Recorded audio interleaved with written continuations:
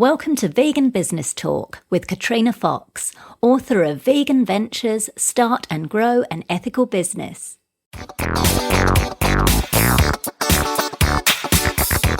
Hello and welcome to episode 13 of Vegan Business Talk.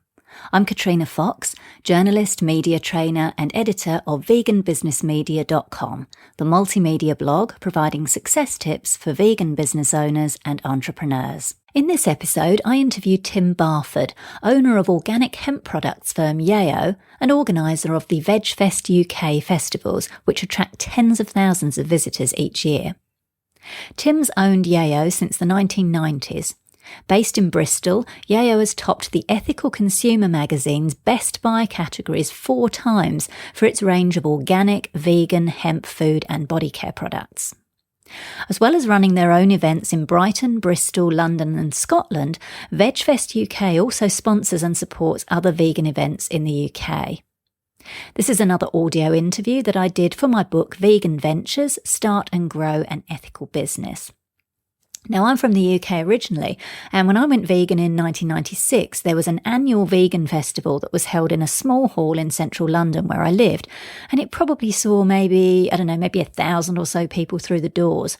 Now the London event alone attracts over 12,000 people, and it's held at the prestigious Olympia venue in Kensington.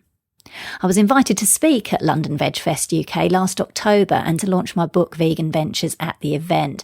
And I've got to tell you, I was blown away by the number of stalls, the speakers, workshops and panels that were on offer, as well as the numbers of people attending. There were queues around the block on both days, which is something I never thought I'd see. Thousands of people interested in learning more about vegan living and literally beating the doors down to do so. So I really take my hat off to Tim and co-organiser Alan Lee for taking veganism in the UK mainstream. And of course, remember, Tim does all this while running his hemp business, which is pretty amazing. In this interview, Tim talks about the importance of having a strong team around you to help your business grow, why you must be willing to spend money on marketing and PR, making sure your passion for your business doesn't exclude paying attention to margins, overheads, competition, and other aspects important to running a business, and much more. Here's the interview with Tim Barford of Yaoh and VegFest UK. It is pretty full on. It's doing events. Events it does consume you, and it's not for the faint-hearted. At the same time, it's also a lot of fun, and probably the biggest thing is it brings up whole new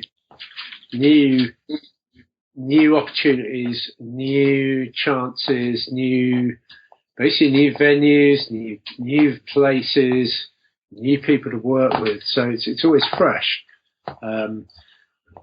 There's very rarely a show that's the same as the year before, and all the shows we do are generally very different. In terms of our 3 shows, Brighton, Bristol and London, they've all got very different dynamics, and therefore they all bring up different challenges, some of which is great, some of also you could sometimes do with less of. For instance, Bristol is an outdoor event. That's the one that's been going longest now. That's for 12. We're in our 13th year in 2015. That's an outdoor event. So that also got music in it. It's like a festival. So in many ways, it's the most fun. It's in many ways the easiest. Very easy place to work. Bristol, the authorities are really good to work with. Very relaxed place. Contractors are really easy people who want to help and make this work. Very rarely do you run up against any kind of issues in Bristol of sort of what you call negative reactions or people not wanting to help. It's all very easy. That's great, but then it's just outdoors. So you know what? If it rains, obviously that's going to bring problems. And in 2014, for the first time, we really, really did get very wet. Oh, did you? Excessively wet, yeah. Friday was just really wet, and then Saturday just got even wetter.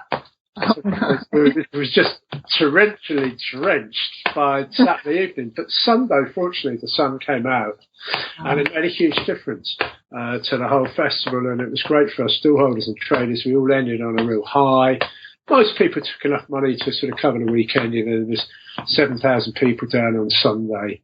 Probably only about half that on Saturday. So what was amazing though is we had all these people, 3,500 people down on the Saturday, even though it was really, really wet. So that was really hard. Those are good numbers. Fantastic numbers, but challenging, as I said. Whereas, for instance, in London, different story. You know, working at Olympia, very high profile, West End of London. Lots and lots, very busy. Some major exhibitions going on. Millions of pounds been spent. Although we're the biggest vegan event of its nature in the UK and potentially in Europe, or one of the biggest in Europe or the world, etc. In terms of events at Olympia, we're like tiny. You know, we're very small, and you know, literally. Very different place to work, but very, you know, as you work there now, we've worked there 2 years, and we've learned a lot. They like us, we like them. You know, we've got a really good team there that we work with. The contractors are always a challenge. We've got a lot better working relationships with contractors because we've now sort of found our own feet there. But yeah, incredibly challenging. I mean, Britain started airstrikes against Syria. The day that we built our show at Olympia, you know, the level of terrorism threat in the West End of London rises several notches as we declare war on another country, pretty much. So that all has its knock-on effect. There was behind the scenes quite a lot of stuff, you know, to do with that threat rising and levels of security at our event, of course. As in any public event of its nature in London, especially. Brighton is just like really loads of fun. Brighton's really easy. People down there are really easy. It's a party city. It's just loads of fun. Family. It's not so expensive. It's not cheap, but it's not as expensive as West End London. It's a really good show. We've been doing that one now in our 7th year. So, they all bring different challenges. It's a big ask. If you're going to be an events organizer, you've got to be pretty thick-skinned and pretty round-shouldered. You've got to. What drives you, Tim? Like when you say, I know you had the variety. Is it the fact that you're so passionate about veganism that you really want to spread that vegan message from an ethical perspective? Or what's your, pretty much. You know? Yeah. I've been vegan 30 years. I want to help people go vegan. I think going vegan solves a huge amount of problems that we face, both as individuals and as humans and as sentient beings and as indeed the whole planet, if anything alive on it. Going vegan helps tick so many boxes that it's the answer. And in many respects has replaced a belief system of some kind of, I don't know, religious belief or a national fervour belief that we've evolved with to a point where actually we've now got the answers at our fingertips. We can almost at one stroke solve ourselves as individuals huge problems. The dream, the thought, the vision that the whole human race adopts a vegan diet, incredibly powerful, massively powerful. It wipes out nearly all problems. You know, not all problems, of course. It would be misleading to claim that. And I'm not knowledgeable enough of the amount of problems there are and solutions, but I do know that going vegan removes massive problems for not just ourselves, but also the people and the animals and the ecostructure that we share this earth with. So it's such an amazing thing. So yeah, any time we can help people go vegan is an awesome step forward for all of us. However, it's also a message that nearly everybody rejects. Having been vegan 30 years and talked to many people about going vegan, I've found that almost without fail it's been rejected out of hand by people who are quite capable, quite competent to understand the logistics and the arguments and indeed agree with them completely, but still not be willing in certainly not willing to take a step towards me going vegan, possibly looking at their diet, maybe modifying their diet, maybe reducing some meat, dairy, maybe replacing some meat with other meat. Yeah. So it sounds like so I can hear obviously through doing that, that's what's driving you. Just on your hemp business, in terms of some of the business owners I've spoken to have said that, particularly if they're, producing products and using materials that are, vegan, maybe organic, they might be sustainable, they can be a bit of a higher cost in creating them.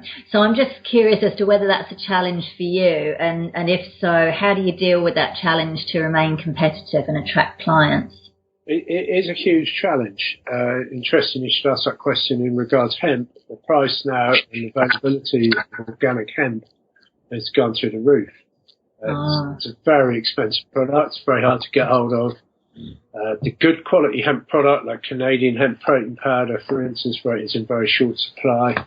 It's almost very hard to get it out from Canada now to Europe. European organic hemp is in short supply. I believe that there's other crops that organic land has been used for, perhaps have a high return. I don't know. I'm not totally up to date with the economics of the farming world, but there's definitely a shortage. There's also a big increase in demand, of course, for organic hemp products. So, yeah, it's an interesting one. It's certainly a challenging one for us right now. We've been with hemp since 1991.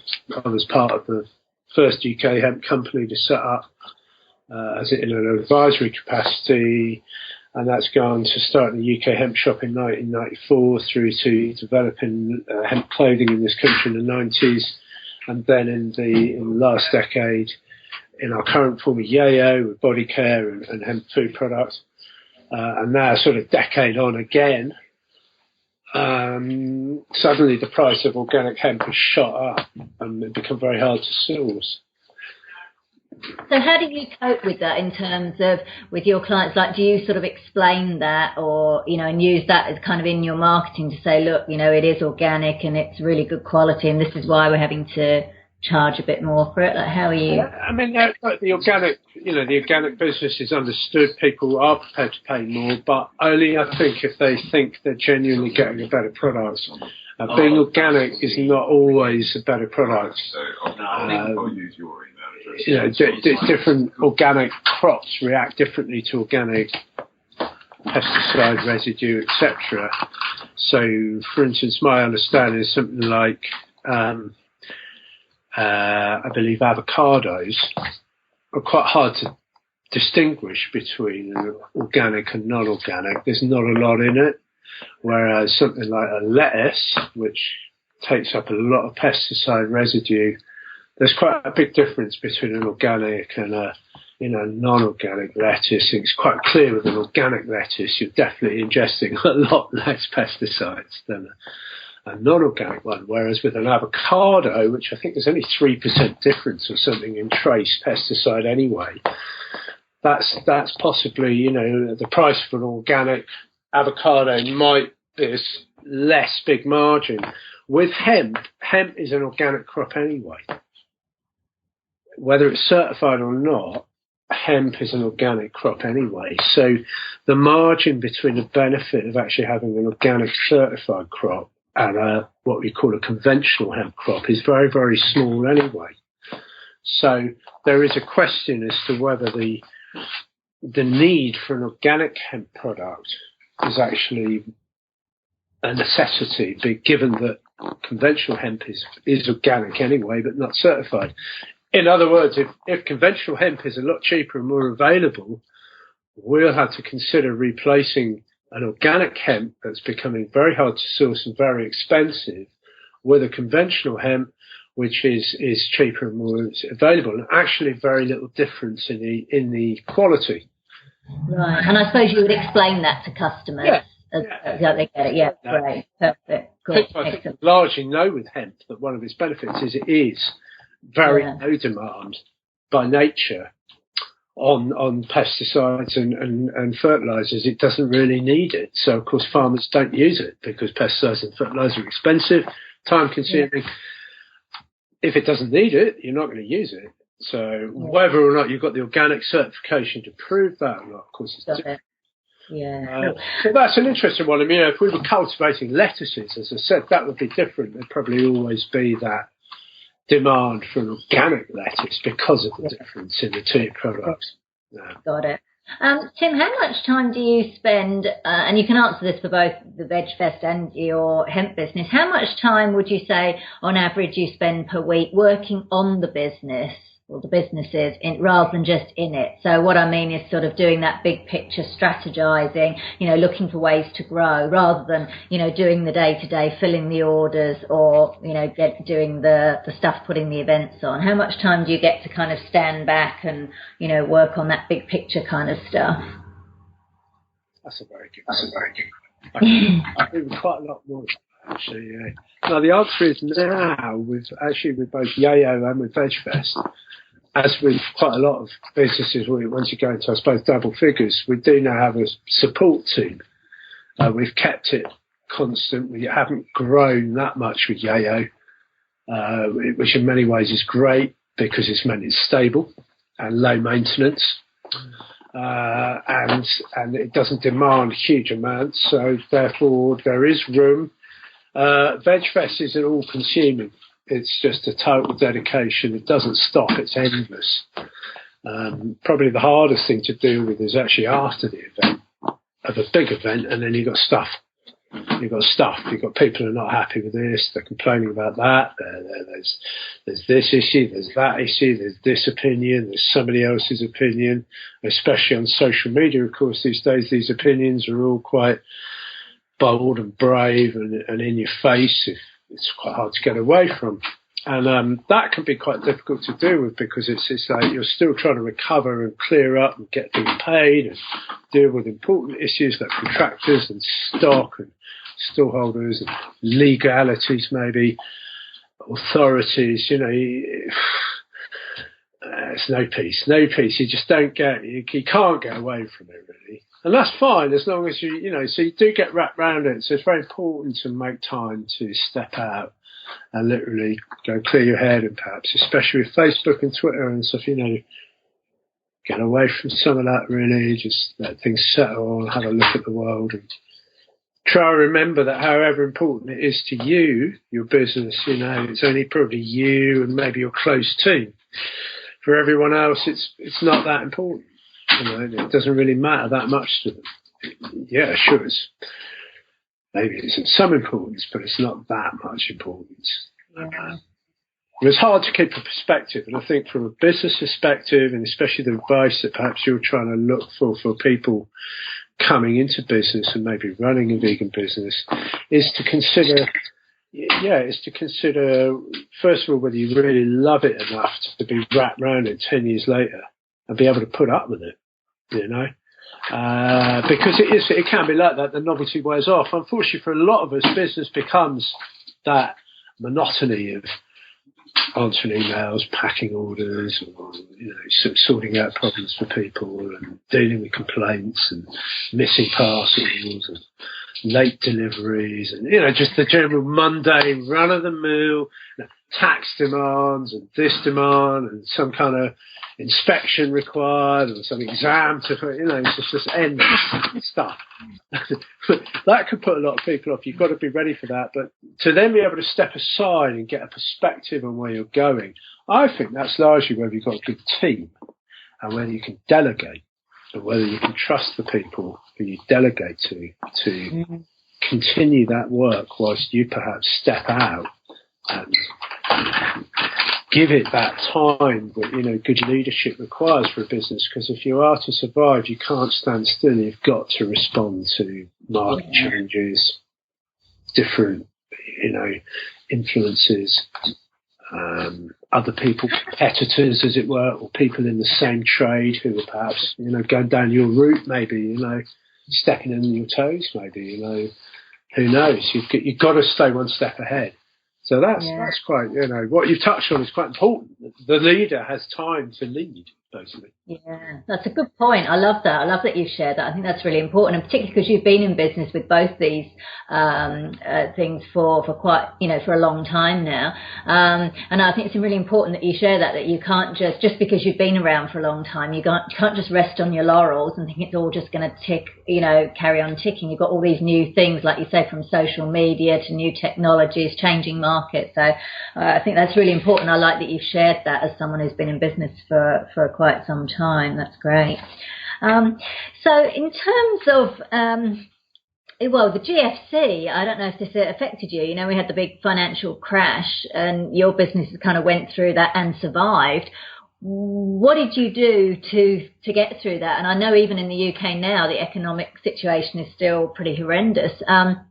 And yet you're still managing to put on these events and run both your businesses. What advice? What have you done specifically, and what advice would you give to other vegan business owners that might experience, if not a huge, thing like the GFC, but some kind of economic slowdown?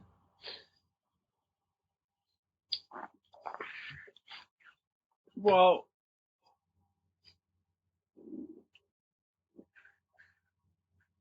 it definitely varies from business to business. In our case, we didn't grow that much. We were sort of held tight, just about managed to stay in. I think perhaps those that struggled more were those that had grown and perhaps sort of lumped prospective growth onto their current state. So maybe those quite good boom years of 2006, 2007, especially in the UK, thinking back being in the natural products trade, which is obviously where the most of the vegan businesses were.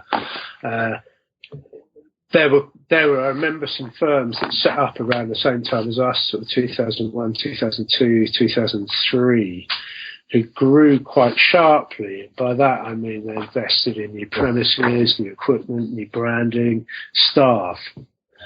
Perhaps they went from a team of 4 or 5 to a sort of team of 12 or 15, with an office and IT requirements, phone, insurance, everything to match, Then, of course, did their projected profits come in, or their break-evens come in? Indeed, of course, probably not, which caused, therefore, quite a lot of problems. We didn't grow that much. In 2006, 2007, we sort of peaked to about the capacity of where we were, and rather than plan out for the next step, we really actually developed VegFest more at that point. So Yaoh sort of plateaued, and VegFest started growing. From Yaoh's perspective, that was great. That meant we survived. We could manage it. We weren't too big. It was fairly manageable. But of course, there was in terms of investment. There was a case of banks weren't lending and stuff, so it was required to find finance. That was challenging. We managed. You cut the cloth accordingly, as we say. VegFest was quite different. Again, that was challenging. We were going through quite big growth in the vegan lifestyle, but then quite a dip in the whole finances. So it was always interesting. Nobody had any money. Yeah.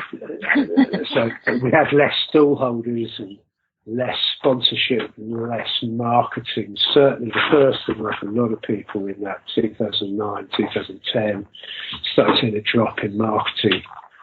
People weren't spending so much on advertising, sponsorship, people tightened the bands. So there was less big money around and less small money around too, But in another way, with the VegFest, it had a good effect in terms of, I said good, it was not particularly good about it, but it had a positive effect in terms of a lot of stallholders, actually, people who might have just perhaps had a marketing budget, suddenly they didn't have much, and they needed to go out and do something. And of course, getting out to a show, meeting your customers face to face with your branding, with your products, with a smile, with enthusiasm. And if it's only going to cost you £100 and, I don't know, maybe staff or a bit of travel, maybe £200-300, maybe you're getting about, I don't know, £1,000 just in sales on the day and lots of flyers out, meeting your customer, suddenly you've actually made a few pounds and you've got your brand right out there. Oh, wow, let's do more shows, and especially good value shows, which are always, for most people, good value, not for everyone. 1 or 2 people would prefer them to be cheaper, but then we wouldn't be able to spend so much on, we wouldn't basically have so many people there. Exactly. Cheaper shows for less people. So, yeah. Tim, did you say as well then during that time that you spent less on marketing and advertising the VegFest, or that other people weren't spending it as much with you? And less with us, but we cut our cloth again accordingly. Okay. We always marketed our shows really well. Yeah. I remember, in fact, there was one occasion we probably didn't, and we noticed it. We knew, you could tell by the gate.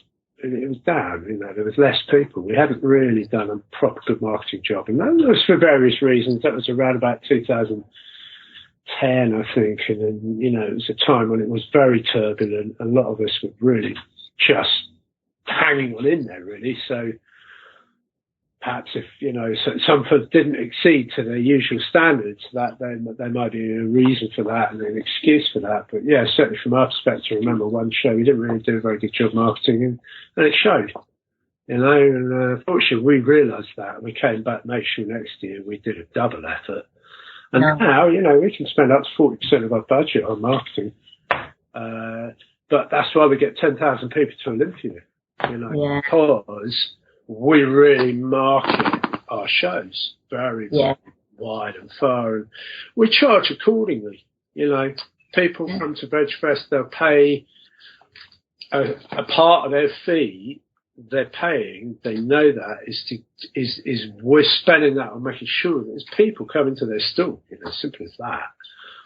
Those people who buy stall space want people to their stall. If they haven't got full. There's all these other expenses, like they've got staff, they've got travel, they've got accommodation, they've got set up admin time before and after, they've got the work they're missing, the energy levels required, the recuperation time. It's a big chunk out, a big show can take out a week out of a small business like that. Everything's like, and so, for them, it's not really just about the stall price, it's also about how many people are going to come, because if the stall price goes up, say 20%, and that's all spent on marketing, probably 99% of the stallholders will be absolutely happy with that, because it's not 20% rise overall to them, it's only a few percent rise overall. If they're getting double the people as a result, then, But this is all business. This is where business experience comes in. Every show's different. There's some shows in the UK, for instance, that are very much grassroots, volunteer-led, don't have a big marketing budget, don't charge a lot for stalls, but because of the wealth of support and the vegan activists there and the dedicated volunteers and the people who will stay up all night on Facebook posting for that, they will get a decent crowd because they put the effort in, but they don't spend tens of thousands of pounds on marketing, like we do. Tim, what kind of just while we're talking on marketing, what kind of marketing do you do, or that you found is most effective? Is it paid advertising, getting editorial in media? Is it social media? Where would you say, what are the key marketing strategies that you use that are most successful? They vary. With Yaoh, we just sort of tick over, really. We have a presence at the shows. Being out and about is really good for us. We do buy one, get one frees at the stalls, at the shows. We do quite a few shows, probably do, I don't know, not that many, but I don't know, about 8-10 shows. We find shows, because a lot of them we get them for free, because we're either putting them on ourselves or sponsoring them. For Yaoh, it's great, And we've actually got 1 or 2 volunteers who run our stalls too, really enthusiastic. They know our products really well. They're really knowledgeable. They love doing it. So it's a win-win for Yaoh. So Yaoh doesn't really, do that much. Obviously, we've got a Facebook page, a Twitter, and, it keeps a face about. Doesn't do that much, but then, it's not really a growth area for us at the moment. With VegFest, it's always a growth area. It's always growing. It's always growing, changing, evolving. So what works for us best there is a variation, is a what you suppose you refer to as multimedia. So all of those things you mentioned. Probably now, because we are quite a well-known brand as such in the UK within our genre, lots of people now have heard of VegFest, whereas 5 years ago people hadn't really heard of VegFest. Now they have. Now PR works really, really well for us. And PR means, your brand being sort of placed in newspapers, journalists, bloggers, all sorts of places, online websites, but mainly in the papers, the papers and magazines. And you pay specialists to do that, and we've got probably 4 PR firms we work with VegFest. Okay. Specialist. One of them is a real specialist to get us on the radio. We do a lot of radio work. So for instance, before London shows, probably on 6 or 8 big good radio shows, including 1 or 2 prime ones, like the Gabby Roslin on Sunday. I was a guest on the Gabby Roslin BBC Radio London. It's got a couple of million listeners or something, Right. Yeah. So we've had some good high-profile shouts. We're on the Metro, which is the big free. Yep. Yeah. Given away all over London on Tuesday. We had a nice piece in there. That was our PR team. We were in Hello magazine with a competition for kids. Wow, veganism going mainstream. Love it. This is some sort of, absolutely outrageous publications about the last place you that's PR. Paid advertising also works quite well for us, especially when you work with a magazine, and they'll work with your editorial department too. So you're getting paid advertising in conjunction with editorial. That works really well for us, and we don't mind, especially the free magazines. Yeah. Happy to provide a small budget for advertising if they're happy to provide a small space for an editorial. It sort of works both ways, and that can work really well. You get a lot of good coverage with, and it's nice because you're supporting free magazines generally quite often, the independents. Yeah. That's a nice thing to do. But to be fair, really, Twitter and Facebook, flyers and posters still work really well. Printed flyers and posters are a really nice way to engage with supporters too. People who want to go and put some flyers out, help you a bit, mail out. A lot of the stall holders will take flyers, put them out on their stalls, put them out on other shows. Great way to, cheap, easy, but, no doubt Facebook and Twitter have completely stolen a march on everything. Really? Yeah, especially for... Even on Facebook, because Facebook has pissed off a lot of people because now it only shows posts to only a small number of your fans unless you pay to boost. Have you found that's been an issue, or do you just pay to boost? It's true, but they're a business. They're entitled to do that. They give a free service that if you're just a person, as I say, just a person, if you are a person who just wants to use Facebook to share with your friends, picture of your party, or a lot of my pals just use Facebook for social reasons. Those of us that want to use them for commercial reasons, like ourselves, we don't mind paying Facebook. Cool. Why shouldn't?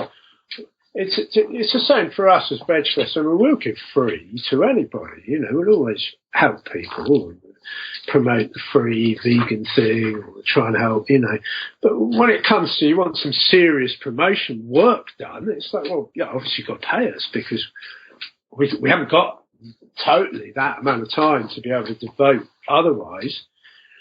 and there's costs involved. So with Facebook, we don't mind paying them, and it's very effective. Obviously, it was great in the old days, a couple of years ago, when you put a post up and you get thousands of free posts and reads and shares. Now you don't. But for us, we've literally just done a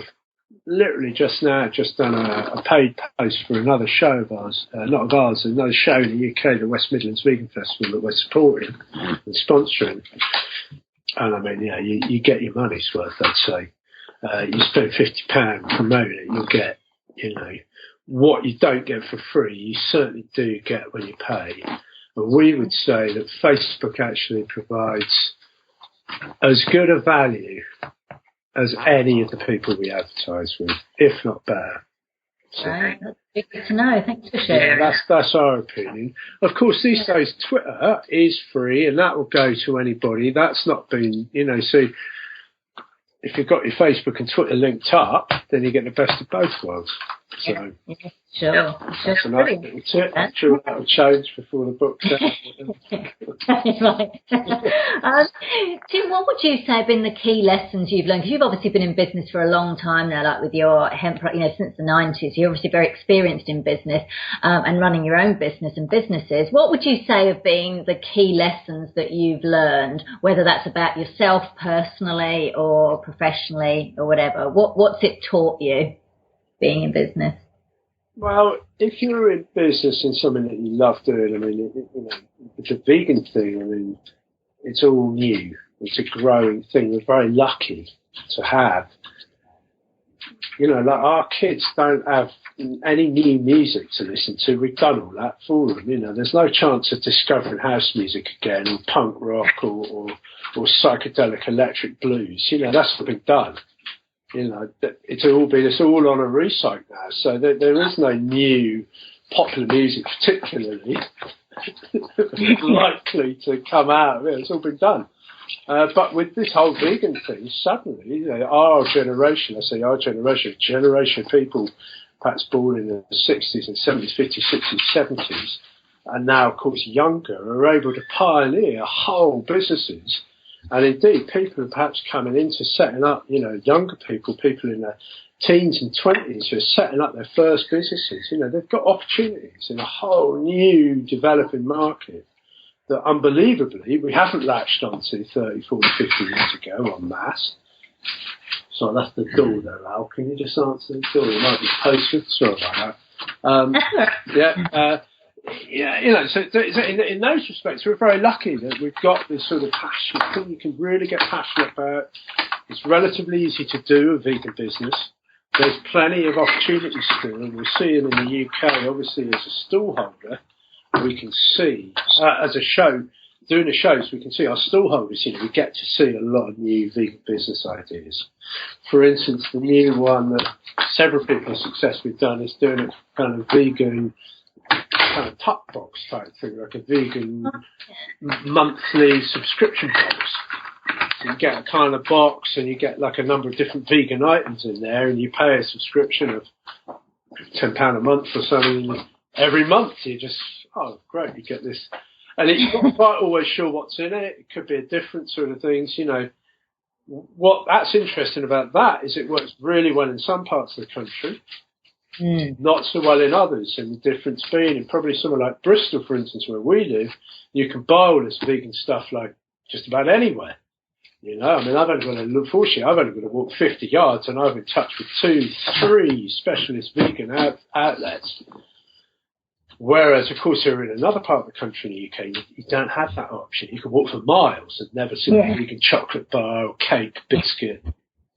So for certain people, that's a big demand, big growth. Other people just not interested, They can get. What sort of qualities would you say that you need to run a vegan business? And also, if someone's employed and they're looking to make that shift to running their own business, what do they need to take into account, and what qualities do they need to run a business? Quite a lot of people come to me and ask me about starting a business, doing this and that.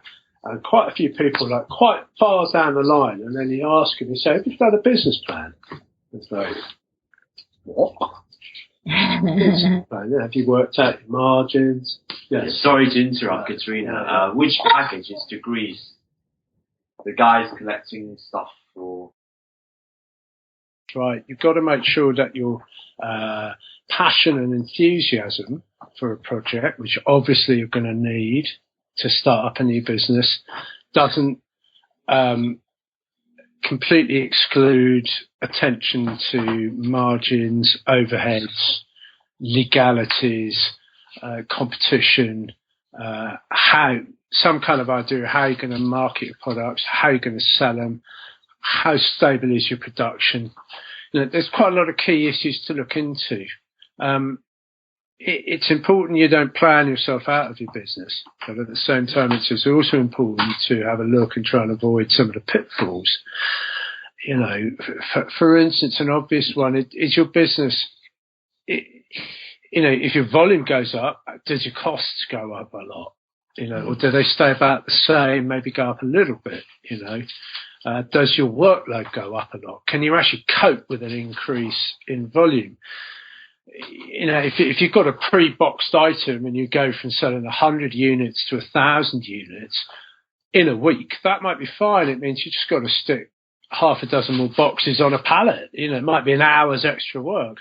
But if you're, I don't know, hand making, pizzas and you go from 100 to 1,000, that's a lot of work. That's a lot of prep, cooking, shopping, etc. So you need to look at your margins and how you're going to grow a business and how it would grow, and see if it's got a length to it, to a shelf life, because a lot of businesses are good, but they don't necessarily have a shelf life. Therefore, it's not necessarily worth all the trouble and time and expense of setting up a business and the sacrifices you had to make. Most businesses require a period of time of where you sort of had to have some other kind of income or live off your existing income or capital whilst you build a business into a shape where it will, function on a profitable level. If indeed that's your aim, and you've got to make sure that got enough business in you. You've got to like doing business. If money's a dirty word for you, it's possibly not a great idea to set up a business. Are you going to be able to live with the compromises that you might have to make? There's a very interesting article from John Bird in The Big Issue this week, where he talks about contradictions, where you do one thing, but it actually makes a contradiction in another area. So on the one hand, it might be a really good idea to do something or to take that approach or that line, but that might contradict. It might have a contradiction in another part of your business. So especially if you're an ethical business, you've got to make decisions. Are you flexible enough? You need to have a degree of flexibility, but then also, are you ethical enough to be an ethical business? Do you actually care about your ethics enough, or do you care about them too much? Either can be an issue, Yeah. This is really good stuff. I'm so glad you brought that up, and it's really something that I'm finding, even, it has been for myself in the past, and I know with others, when you're running that ethical business, whether it's vegan or, sustainable and all those things, fair trade and all of that, it is that whole thing about, like you said, money and being in business. It's about changing that mindset or just don't bother doing it. So I think that's actually really, really important what you said there. Thank you for sharing that, for sure. I think we've covered that one actually. And you mentioned you'd got the PR and stuff. Right, so just in terms, I guess, of the use of the word vegan in your marketing material. So obviously you've got VegFest, so it's not Vegan Fest, it's VegFest, and then you've got your hemp products. What are your kind of thoughts on, like, some people say, right, if you use the word vegan, it can scare people away, and others say, well, actually, it's very clever at niche marketing because you define your market. Can you just talk me through some of what your reasoning for the use of the word vegan or not in your marketing materials and promotions, and why?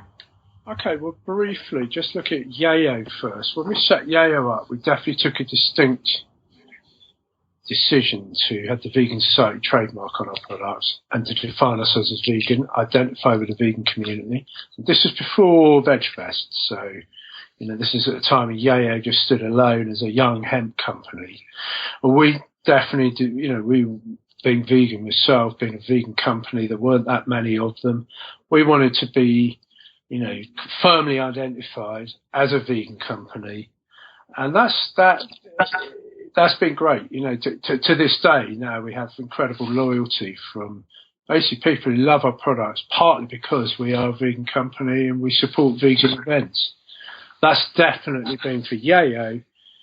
I would say it's been very positive, being identified as a vegan product, and with Yaoh as a body care and food product in a natural products trade. Vegan has always been cool and interesting, and so I suppose Yaoh being a hemp product and we were one of the first paraben-free, SLS-free brands. Also, we'll call it kind of natural body care in 2002. There were very few, certainly UK brands around. So we were kind of, we were loud and proud vegan. But that was because the market we were identifying with was always going to be vegan friendly, especially the people who were deciding, shall we take this range on in our shop? Likely that, out of the team running the shop, quite a few people would be either vegan, vegetarian, or certainly vegan, vegetarian friendly. So that worked for us. With the VegFest, we started off actually as Bristol Vegan Fair, and we found that worked against us. And the difference was that we, as a festival, we were trying to appeal to the mainstream. We wanted to attract people who were of no particular dietary persuasion or background, just people. We just want people along, people to come and have a good time, come and have a veggie burger, come and feel the vibe, have a good time, feel good about themselves. Sure, if they want a positive, introduction to the vegan lifestyle, brilliant. Here it is. There's some really good caterers. There's some fantastic stalls, stall holders, And of course, for people who are already vegan or also vegetarian, great. You've got all these products, this food, choice. It's a great time, But we also found that especially, the vegan thing put people off. And we found that instead of our audiences growing, they were beginning to dwindle. And the reason we did some research into it, and what we found, amazingly, was actually, people would think, a vegan festival, well, that's for vegans. So if I'm not vegan, then that's not for me. So that was a common reaction, much perhaps like many people might say something like, perhaps a religious festival is like, well, that's for people who of that religion. It's not for just everybody, So that, there's other similarities. People basically put off by the word vegan because they just assumed it was for vegans, and if they're not vegan, why would they go to a vegan event? And the other thing we found was vegetarians, of which there are many in the Bristol area. West Country has always been vegetarian friendly. A lot of vegetarians put off by vegans. Wow. Felt quite uncomfortable and quite sort of mental and quite, and undoubtedly there is within the vegan community quite a strong, approach. There's quite a lot of vegans who are quite forceful in their belief and quite clear cut about them and quite find it quite hard to accept that other humans disagree with them or don't yet understand, or haven't had the benefit perhaps of being introduced to, or, the support over myriad of reasons, or they've just rejected it. They're just like eating animal products. They don't really see it as cruel or this and that. And vegetarians especially found our event quite off-putting. Now, as soon as we changed and became VegFest, it completely changed the dynamic. Unbelievable, really. Yeah. More friendly, a lot more inclusive. First thing we found was there was a lot of vegetarian people who were saying, great, we kind of feel welcome now. There was also a huge amount of what we call now flexitarians, people who eat meat and dairy but quite happy to reduce their meat and dairy, quite happy to look between what's, where the meat comes from and, welfare issues. And so these people were also finding our shows a lot more attractive. Obviously, though, there'll be some vegans who also found it, a bit of a letdown that we sort of took the vegan word out, and they didn't really agree with us. They didn't really see it. The way we saw it is, we're opening up to a lot more people. They're saying, well, no, you're watering down a vegan message, There's an element of truth in both. There's again what John Bird in The Big Issue would refer to as contradictions. The vegan thing is quite contradictory in that for people who are vegan, it's 100% common sense, obvious choice. How on earth could anybody not be vegan? We're yet to be vegan. It's like, well, how on earth could you be vegan? You know, what do I want to do? I've got to give this, that. I'm going to read all the labels, fussy in the restaurant. You know, so there is, again, this contradiction. And of course, a lot of people, when they go vegan, they're like outraged at themselves for being somebody who's abused animals for all of their life up until the point they become vegan. And then, of course, they're tempted to transfer that outrage and hostility to other people, because that's most off-putting. And if you get a large gang of people who are like that, it's really off-putting. And anybody thinking about going vegan is kind of met with this, you know, hostile, judgmental thing, which is totally understandable. But in reality, it also causes people to push away from the common sense of the vegan thing. It's a very challenging one. It's one that, as VegFest, we just do our best to try and be inclusive and keep it clear that we're a vegan event on the day. Everything's vegan on the day. But outside of that, we're not judging. We're not making the judgments. We're not calling the shots. Everyone's welcome. If you choose to be vegan outside of it, that's brilliant. If you trying to be vegan and lapsing a bit, well, you know, you've got our support and understanding. If you dabbling a bit with a vegan and not really sure, then it's like, yeah, have more of it, come back, you know. And if you kind of, well, I'm not really that interested, but I might be persuaded a little bit, it's like, well, come back, we'll have another go. And it's like, no, don't want any of this vegan stuff. Well, you're still welcome to come back, because there might be a day when you do want some of it. So until that day, just come and join the fun. And that's our approach. I really like that. I think that's really, really important, because like you say, those are those discussions, you know, because I've been asking a lot of people that question, and a lot of the business owners, and they've all got the different opinions, and it depends on their business and their market. And like one of them is runs like a health center in America, and she's like a vegan acupuncturist and Chinese medicine, but she doesn't really use that. I mean, she doesn't hide it in her bio, but she doesn't broadcast it all over her internet, because she said she wants, you know, people to come in and not to be put off immediately. So she's actually reaching a bigger audience. And I think with VegFest it's similar. It's like, look, we want people to. There's enough opposition to the vegan thing out there already. You know, let's not make it. Look, if people don't like the word vegan, if that's what puts them off, all right, don't call it vegan. You know, if what you're trying to do is get people to kind of come in and share and taste and experience, which is certainly what we're trying to do, then if that puts them off, don't put them off. Why make things harder when they're already hard enough? So,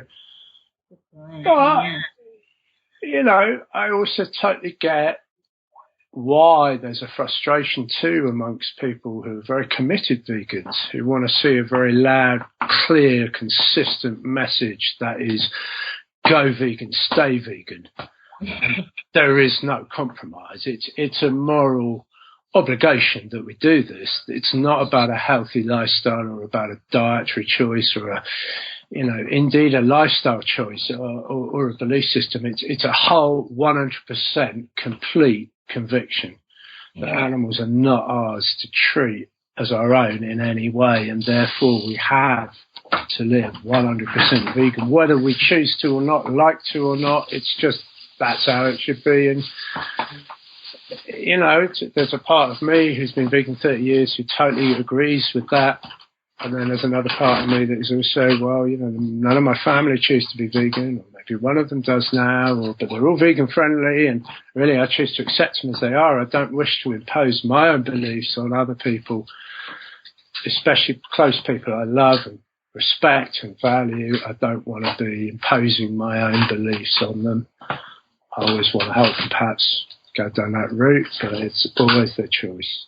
You know, that stays the same. It's an individual's choice.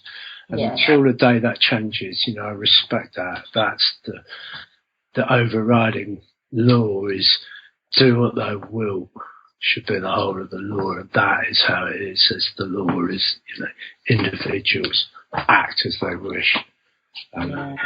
We had that right to do that. Unfortunately, that means we also had the right to kill and eat animals. But that's something that has to change by persuasion and by love and tolerance and understanding, not by force. That's not something we can force on humans. It's something we've got to lead humans towards gently. Yeah, which you're doing beautifully with the festivals, of course, like you say, because you're getting other people in, which is great. So just final two questions, Tim. So you mentioned you've got a mailing list, so you send out like via email. What system do you use? Like, do you use something like MailChimp, Infusionsoft? Do you know which one you use? We use various ones. Day response. Sorry? Which one? What's it called? Ones. We use different ones for different. We've got different mailing lists, so we use different systems. Okay. So just use Outlook. May use MailChimp. May use also like a dedicated bulletin software that So we use different ones, but the Outlook is free, obviously, but more limited. MailChimp is free to a level, but then once you go over a level, it starts costing money, but you can be a lot more professional. But then you can go up to sort of serve, a more technical area where you must have been signed up to, and you're signing up and you're sending stuff out, and perhaps you're paying money for. So we use all three. Okay, good. And any other tools or technology that you find essential or really important in the course of running your businesses? Yes, a good sense of humour is the most. If you take yourself too seriously, I think you slip up somewhere. The only way to survive the minefield is to not take yourself too seriously. It's an incredibly powerful tool, actually. It's very disarming to try and argue with somebody who just doesn't take themselves too seriously.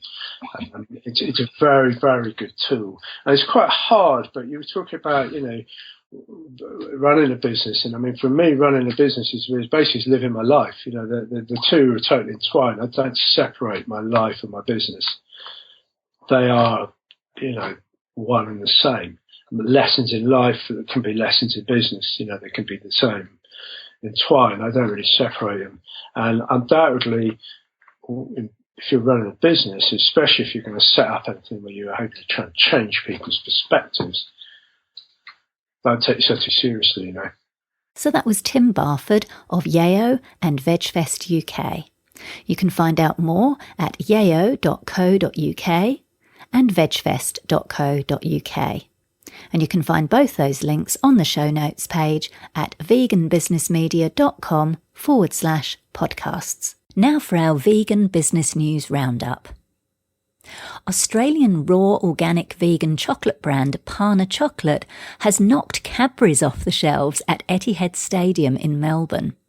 According to 3AW radio show, Etihad management are ditching dairy and replacing their chocolate offering with Parna. Reactions to the move have been mixed, particularly because Parna bars are smaller and they're more expensive because of the company's high ethics compared to regular chocolate brands. But this is a bold move by Etihad Stadium, and let's hope this is a success and that we see more organisations embracing the ethical choice. So huge kudos and congratulations to Parna Chocolate. Around 15,000 people turned out to the Vegan Street Fair in Los Angeles at the weekend. This new annual event, organised by Jessica Shoek, featured over 90 food vendors selling an array of vegan dishes, and folks in North Hollywood couldn't get enough. According to a video taken by renowned TV journalist Jane Velez Mitchell of JaneUnchained.com, Shoek says the vendors are a mix of all vegan brands, along with non-vegan brands serving vegan on the day. This, says Shoek, gives non-vegan vendors the opportunity to see how popular and in-demand vegan food is, which will encourage them to make more of it. And ultimately, of course, the aim is for them to switch to all vegan. Now, I love vegan events like this because they offer the chance for people from all walks of life, vegan and non-vegan, to experience vegan living in a fun, non-threatening way. They get to see how creative vegan food can be. So it's exciting that so many large crowds are flocking to this kind of thing. And of course, it creates a great opportunity for vegan businesses to showcase and sell their wares to the masses.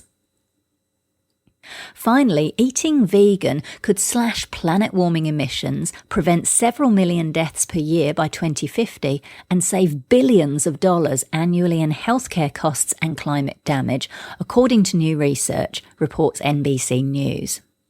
The study, which was published in the Proceedings of the National Academy of Sciences, is the first to estimate both the health and climate change impacts of a global move towards a more plant-based diet, say researchers at Oxford University. Now, of course, this isn't news to most vegans.